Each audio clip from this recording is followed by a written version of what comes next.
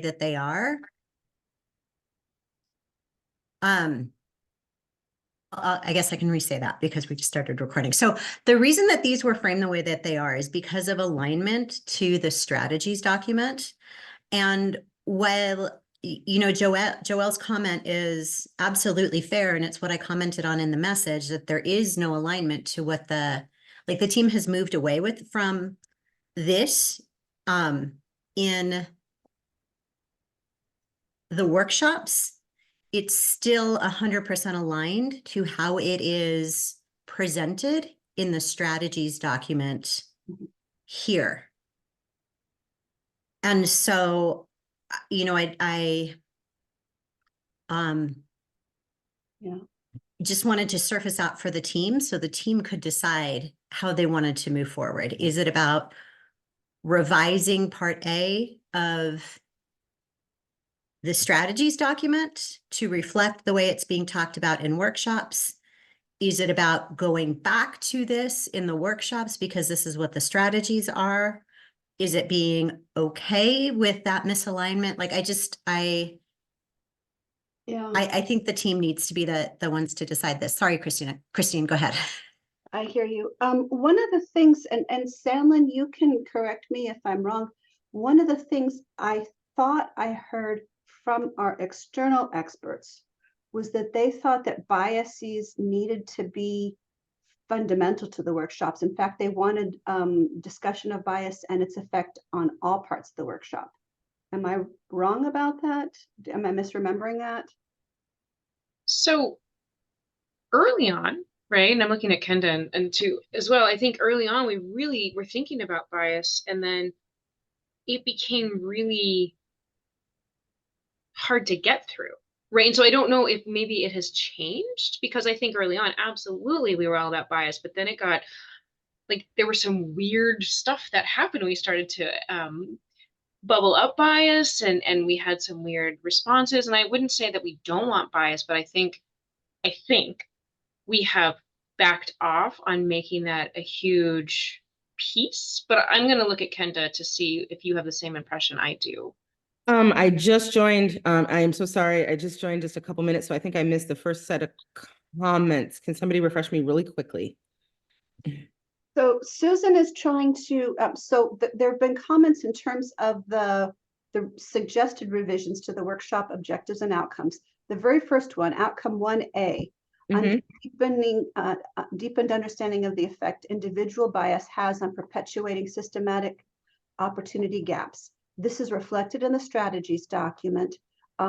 We have been moving away a little bit from the earlier focus on biases, on understanding racial biases. My question was, didn't our external specialists, I'm forgetting her name, they felt strongly, she felt strongly that we needed to kind of thread an understanding of biases throughout the whole workshop. And I know we have moved away from that in the past couple of workshops. The question for you, Kenda, is that true? Is it accurate that we're moving away from biases? Is this something we need to reinvent, revise for both the outcomes and for the strategies document? Or I think that what we are doing is moving away of presenting it in a way that is confrontational, whereas, you know, we spent like a whole cycle on bias, which really kind of set people up to, you know, break down or claim that they have no biases after they take the bias tests and things like that. I think we're moving towards trying to, and maybe we're not being as intentional about it. Maybe that's what we need to look at, but I do feel like we're weaving more, you know, trying to bring up the topic, bring that awareness to them, give them the tools to evaluate themselves and say, you know, it's important, you know, we're using different language. We're not using bias. We're talking about how the world occurs to them. Like, we're creating that understanding of bias in a different way, I think. As opposed to completely removing it. That's what I wanted to say. My understanding was that the team had moved to positionality and identity as a way to get at bias without using the hot button word. Right. And that's where that cultural lens, and that's kind of where the relensifying term came from, is now that you have that different term, you can kind of shift your lens. So I felt like we kind of already reinvented it. I think we just need to like acknowledge that we reinvented it and that this is the approach we're taking on it, and just make sure that maybe the strategies reflect that reinvention. Does that make sense? It does. I like the fact that one of the things that I like is that using identity and positionality to get to bias, but we're not completely avoiding bias. No, and we're not also hitting them over the head with it. Yeah. Which was where we were having problems because it seemed like a hammer. And then that's where, we literally had somebody break down and leave the room one day. And then we had those that came up and said, oh, I have no biases, I'm good, and so I think with the relensifying and the positionality and identity, I think that sits more at home for people to see how they see the world and learning that they need to adjust how to see, the world from other perspectives. So I think that gets to those biases without saying it, but I still think that some of the tools we give them, like being able to say there are bias, we do say the word bias, and we do talk about it briefly, but we don't focus on it like a hammer. And we give them the tools of like, you can take these individual bias tests and see what your positionality is. And you can think about it yourself and making it more of an individual exercise for them to self-reflect on than a group exercise for them to feel confronted by. Does that make sense?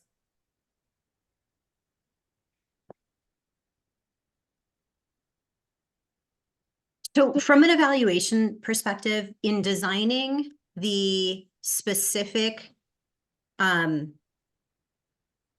I don't know why it's taking a bit of time, but in designing these outcomes, really what I did is I designed them for alignment with these strategies.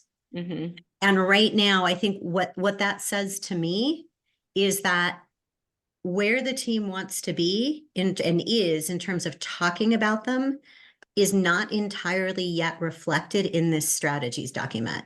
I think, okay. So I think for me, and I think that this should drive this rather than the other way around, right? Like, I don't want to create an outcome that tells us what our strategy should be. I think it makes sense to revise the strategies. And then once the strategies are revised or restated, create the outcome that aligns to those strategies. I think that's fair. That is fair. I think that there's a certain amount of iterative aspects to this processes, in that, in the beginning, the very first set of outcomes, we said, what do we want to do? This is what we want to come away with. And now we're looking back at, okay, what are we actually doing and how has that changed? And so thinking about what these, I think the objectives themselves make perfect sense. And I think just, like you said, slightly revising the outcomes to match, well, for objective one, it's about this evidence-based strategies. So if we're revising the strategies, then the outcomes would absolutely need to be revised. So I think it's helpful. What you've done is very helpful at getting us to think more about this. 100% agree. Awesome. I don't know what I just did. Okay. And then, so I think, can we then maybe agree that a next step there is to maybe have a team think about how they want to reframe the objectives? And when those are reframed, we can go back and revise outcome one. And I think here both Joelle and Ed suggested specific language up here. Deepened understanding of the effect of an individual's position in engagement practices. I like that. I just want to make sure it aligns with the actual strategies when you have them. So I want to, if it's okay, suggest that we almost kind of pause on those for now and wait until there's a revision and then move forward with revising the outcome. I'm a little concerned about the San Antonio application going live with the old outcomes and objectives listed. I wonder if we can sort of reverse engineer, this is just a suggestion, and take some of Ed's language, replace bias with that, and then acknowledge that when the strategies document is updated, it will say something about bias and maybe in parentheses, identity and positionality or something like that in the strategies document and get these ready to roll out sooner because we have that May workshop. What would the timeline be? And Sandlin, I say this as I'm looking at you, but I don't know if you're the right person to be looking at for this. What would the timeline be for revising kind of the framing of things in that strategies document? I mean, if we can get attention, we can do it within the next week, week and a half.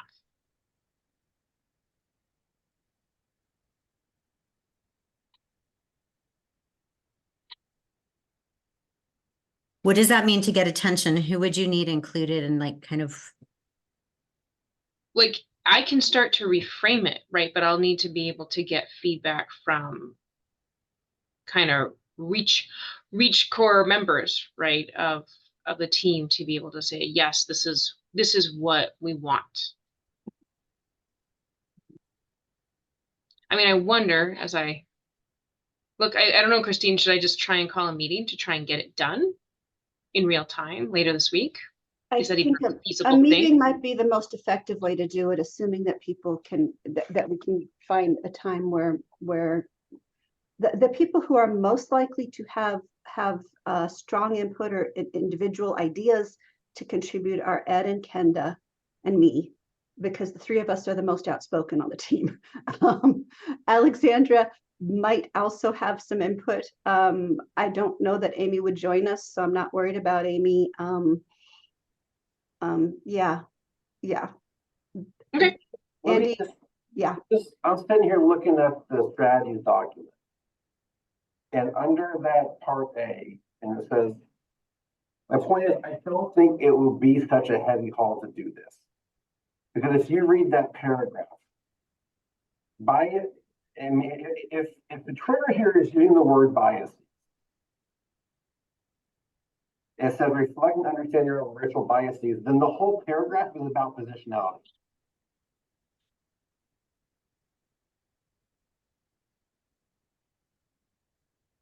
I mean, I don't know that all we got to do is kind of not just don't use the word bias.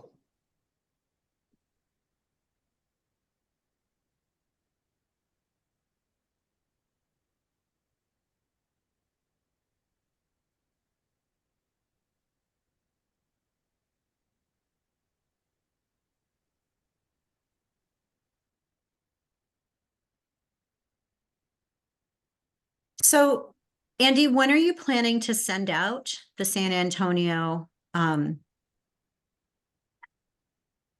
registration information to folks? I was just going to send it out as soon as I got some feedback on it to see if we need to make any updates. Could wait. I'm also struggling with how far and wide to send it out, simply because I was definitely going to send it to the folks that we had a conversation with last month that are in San Antonio and let them know about the dates and that this is up. Just in trying to figure, trying to get as many local people as possible. Yeah. I mean, I don't mind sharing it out really widely, but I hate to put like 10 people on, a wait list automatically.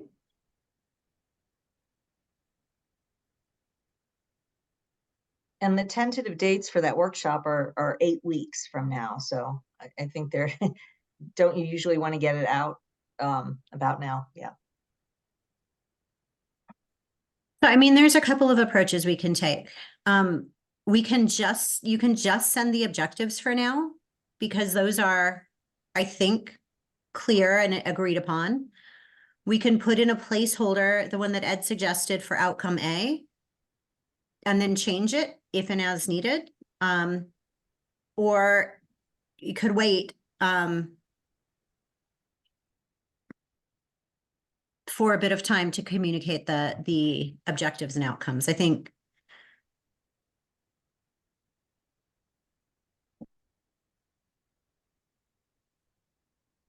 there are a few approaches there that could potentially work.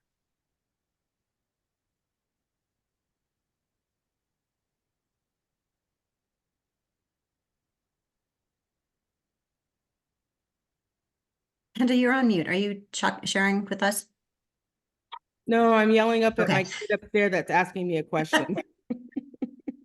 Sorry. No, it's all good. All good. I do like Ed's, I will say I was looking through the text again and reminding myself, because I hadn't looked at this in a little bit. While I agree that we need to revise our strategies to make sure that everything's in alignment, and that it might be an iteration of revising the strategies, then coming back to guys, the outcomes and the language and stuff. I do feel that our new objectives are in more alignment of where we want to go. And even if we still have to fine tune the language between, now and the actual implementation of the San Antonio workshop, I don't think it should hinder us from at least sharing the objectives with an understanding that, when we get into the workshop, we always talk to our participants like, this is a model we're building, we're changing, we're learning. And so as such, since we advertise, we have fine-tuned and refined, and we think maybe actually finalized our objectives and our goals and our strategies, because we had a few things to fix. So here's a new version that you guys get to be the first ones to actually kind of work with us on. So I don't think it should hold us up to go. I think we should use the new objectives as they're stated, and kind of correct some of the language that we've gotten edits on. And then in the process of iterating the strategies, if we need to iterate the objectives again, let's do that. We can do that between now and the San Antonio workshop, which gives us like another month or so. And then share that with our participants. Like, this is a growing model, and this is a piece that we had to refine and grow, and we think here's our finalized, refined objective. Who's to say it won't change again in 3 or 4 years or something? But I think we're at a point where I think it's okay for us to put these new revisions out for at least the San Antonio workshop, with the understanding that it may still evolve a little bit between now and the actual workshop.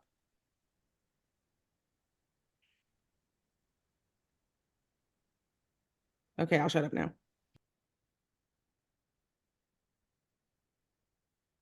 I mean, I'm not opposed to that. I think that's for the team to decide. I think, again, there are multiple approaches that you can all take with respect to this, and it's up to you. I think from the evaluation perspective, one thing that we would hope is that we would get to a place where the outcome that we have, or the outcomes that we have for San Antonio, are the outcomes that we use all year, and not change the outcomes from workshop to workshop. Yeah. I would agree with that. And what I'm saying is, I think it's okay to put them out now and then commit to going through this refinement process, with the deadline being when we go to print for the San Antonio workshop. That gives us an extra month, and it doesn't rush the revising process, and it gives us time to make sure that the whole team kind of gets a chance to get their say in writing. And then we have a meeting, we finalize it, and we say, this is what we're going to print with for the rest of the year. And we all agree on that. And I think, and then we can present that to the San Antonio team, because they'll get a new revised copy, and we'll say, this looks different than what was on the website. We updated it, we changed it, and we refined it. And then we move forward, and then that's where we are for the year. I agree with that. I think that's good. Yeah. The revision right now is okay. I think it will cause confusion, and I think that we might need to further tweak it as we continue to work over the next month. The effect of an individual's position on engagement practices. What does that mean? Where I stand, positionality and position aren't the same thing. Yeah, I was thinking the same thing, Christine. I was thinking maybe adding identity and positionality instead of. Yeah. But they're that's still not going to know what positionality is really, but they'll maybe look it up. but We're still going to have to explain it to them no matter what. So, Right. I don't disagree. I'm just saying they're still not going to know what that is. identity and positionality will give them a little bit of context clues. Yeah, I agree with that. Doesn't mean, where you're standing relative to where you're dropping the lander. Right. Right. True. Very true. No, I agree with that. So let's use this as a placeholder for now. I think I saw nodding to Andy. I don't know. Is that okay with you? I could not catch what you just said. That's fine with me. Okay, so then there's agreement to use this as a placeholder now and then come back and revisit. Dylan and Jeanette, when is our kind of final drop dead date to have outcome 1A? Knowing that we have to go through IRB, which takes a little bit of time in advance of the workshop. Yeah, so the reason this matters, team, is because we can't ask questions in the focus group in the survey that don't align with the outcomes. We have them aligned to the old outcomes. So we may have to revisit and redo those. So we need a week to do that and a week for IRB. I would say mid to end of April, we really need to be, these are the ones we're going with for the workshop. I know you said, oh, we have till we print, but we have to back it up a couple of weeks from your print date. Well, I mean, basically it was my point. It's like, that's our dead end point, right? Yeah. That's like the drop dead, like you must have a decision done by is my point. And that's still like, if we're in May, I mean, yeah. Yeah, if we can do it by the end of April, if we can say there will be alignment between the strategies document, the team will have agreed on the outcomes, by the end of April, that would give us enough time. Don't you think, Dylan?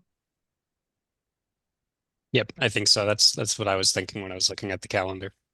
And I think that's reasonable if we put it out to the team as this is a focused task that we're asking everybody to prioritize getting your input on. And then I think that's a reasonable do for the team. Would you agree with that, Christine? Mm-hmm. Okay.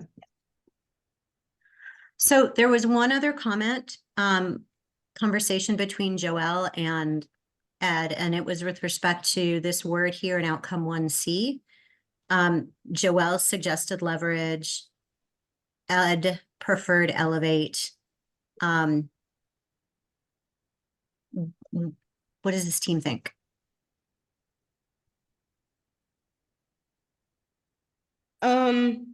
Yeah, there is some semantics difference here. Hang on. This is where I gotta workshop this for a quick second because I'm tending to agree.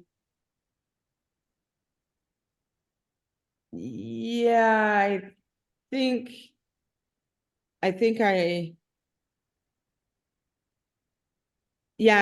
agree with him with leverage because the actual definition is like use something to maximum advantage, use borrowed capital for an investment, expecting the profits made to be greater than the interest payable. I mean, if you look at it in that terms, that could be, good, but then there's also the noun of leverage, which is the exertion of force by means of a lever or an object used in a manner of a lever. And he said elevate was the other one. Well, elevate was the original and Ed prefers elevate. Okay.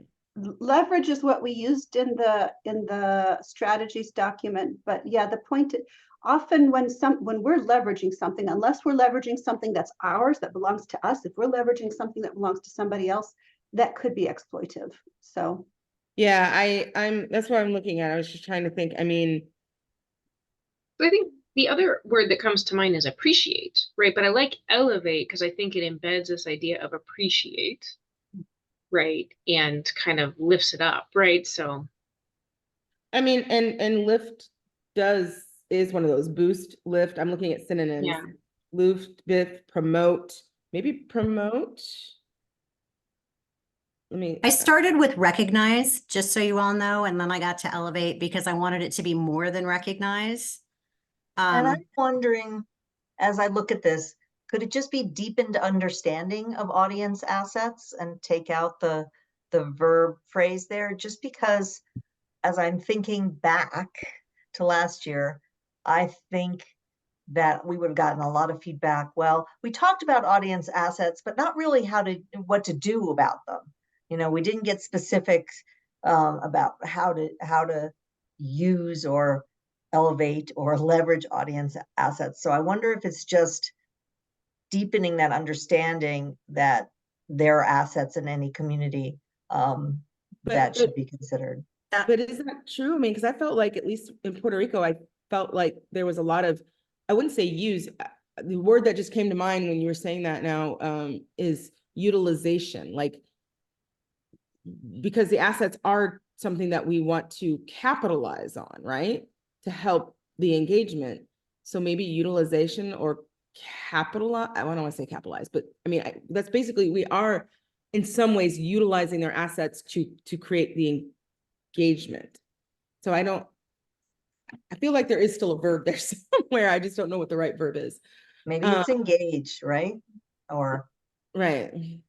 I mean, because we have to be aware, you know, deepen understanding of the audience assets and how to utilize them.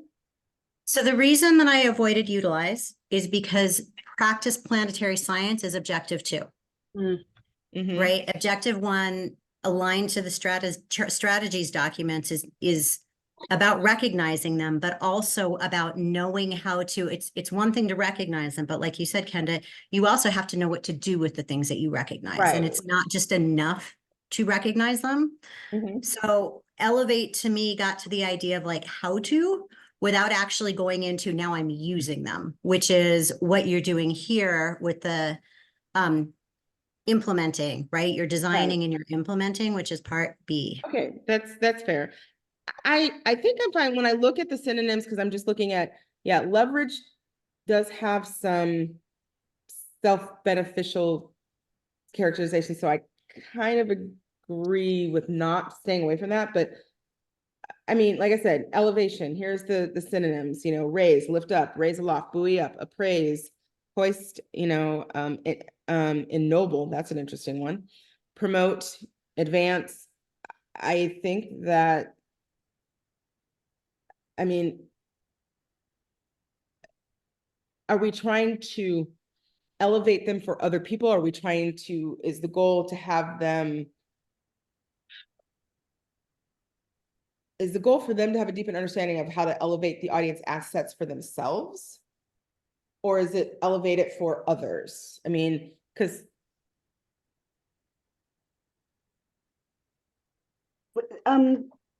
what I'm thinking is, like, if it's the goal is for them to have a deeper understanding of audience assets and how to a deeper understanding of recognizing audience assets and respecting them, maybe before we go into utilization, because I'm just like, what I'm trying to get is like, who are we elevating the audience assets to, I guess is the question, because the verb is there, but who is it to? The workshop participants, all of these are, what is the impact on the workshop participants? But these are the outcomes that we want them to feel, right? That we want them to have. We want to increase their understanding of this, the workshop participants. Right. And I'm just saying, I have a conflict at the hour, so I'm going to have to sign off momentarily. yeah. I mean, sorry, go ahead. So I think, I'm not sure that everybody has a problem with elevate. There was just one person who said elevate might not be the wrong word here and suggested leverage. From my perspective, when we think about elevate, it's okay, instead of not recognizing the things that you bring to the table, I know how to recognize what they are and then also lift them up. as part of my engagement practices so that you have a more positive experience in engagement because you are seeing that I know who you are and I know what you offer. So Susan, that's what we need to put, recognize and elevate. Yes. It needs to Okay. be both. That's where it was struggling with me. It's like something's missing in the verb. That makes more sense to me. Okay. Yay. There we go. All right. Sorry, we're good. No, it's Kenda, it's awesome. Like, it's awesome. I am a wordsmither too. And so it's really important. Okay. Yeah. Sorry, I thank you. This was great. I think we're Okay, almost, bye. I think we're almost good, so. I agree. Just the first one is still a little, we'll get there. Yeah. All right. Bye-bye. Thank you all. Bye, everybody. Hey, Scanlon? Yep. Should I Um, try and get this meeting? Are you gonna try to schedule it with everybody? You're gonna I'm gonna put- try. Okay. Awesome. Yeah, I will warn you, for me, don't forget, remember the eclipse is coming, so everybody's gonna be messy in the No, eclipse. me too. Yeah, I have to thank everybody. And No, I'm then just like, we're all there. for me, the week of April 22nd is when I onboard at NASA. I will be at NASA headquarters all week, so my time may be wonky, and I'll just tell you that right up front, because that's I'm when gonna try and get it done like immediately. So we'll Cool. see. Okay, I just want to give you that heads up for everybody. My time's gonna be walkie from April 22nd, that whole week, because I'm supposed to be at headquarters doing all my onboarding stuff, and I think I'm gonna be deep under Yep. learning how to Of be now. course. Okay. Bye. Bye. Scanlon?